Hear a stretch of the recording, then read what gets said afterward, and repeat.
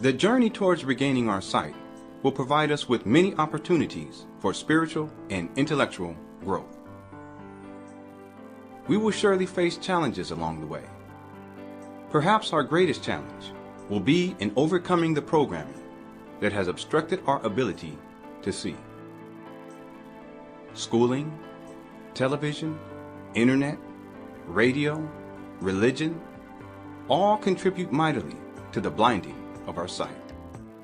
These things function as nothing more than intellectually and spiritually retarding devices, which ultimately forces us to accept reality at face value.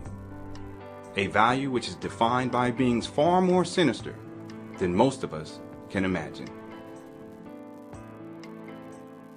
Recall the following.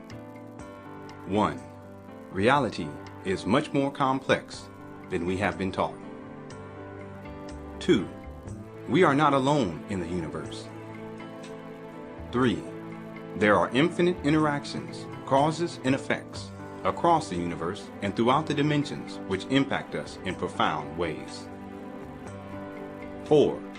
Humanity is being manipulated and controlled by entities not of this world. 5. The blinding of our sight is a major stratagem towards the control of humanity. Humanity has been thoroughly deceived, and it is to this deception that I wish to reveal to you the origins of our blindness. From birth, human beings have been programmed to think within very limited parameters of intellectual, mental, and spiritual perceptions.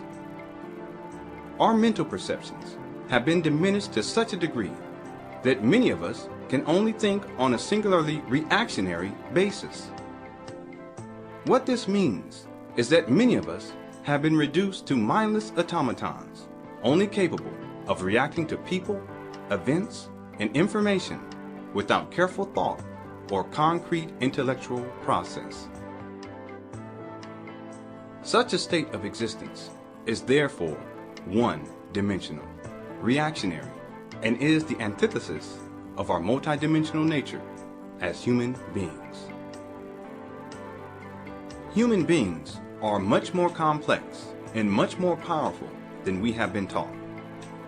We have the ability to operate on multi-dimensional levels. You will find that those who are gifted with so-called exceptional spiritual abilities are merely those of us who have retained or reclaimed our multi-dimensionality. Our multi-dimensionality is a source of great power. But without our sight, we cannot see it for what it is. Our inability to see maintains a gargantuan ignorance, inverts the hideous myth that we already know everything there is to know about the origins of life on Earth, the complexities of existence in the cosmos, and the multidimensional nature of humanity itself. Through our concurrence to this myth, we perpetuate our state of ignorance, distributing our lack of knowledge throughout the generations. But this ignorance, this wretched ignorance, is not self-created. It is a manifestation of a system that envelops the world. This world system places the vast majority of humanity through a process which produces desired results. But what is this system? And what are the desired results? And who or what created this system? And why? I would like to reveal to you the answers to these questions. But as we begin this journey, I believe it is important to explore some fundamental concepts.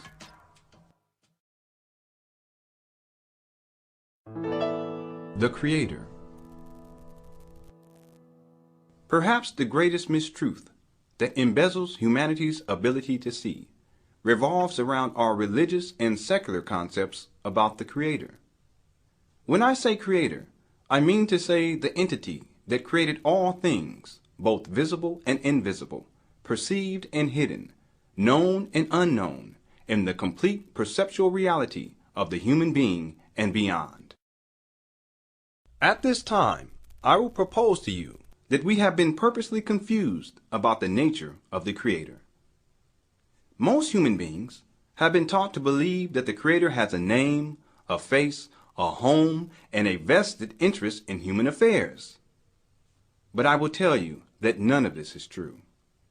The human concepts of name, face, home, and human concern are based upon our exclusive reality as misinformed human beings and is in no way based upon the true nature of the Creator.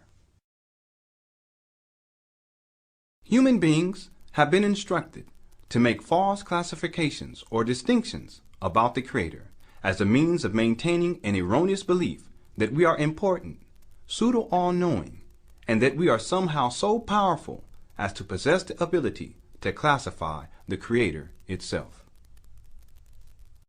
But this is only part of the reason for our need to classify. There is a part of humanity that sincerely yearns to define the Creator in hopes of understanding that which we have been denied true knowledge of. It is similar to a drop of water trying to define the ocean, even though it has been confined within a small cup for its whole existence. In truth, human beings have been forced to exist within a very small cup for millennia.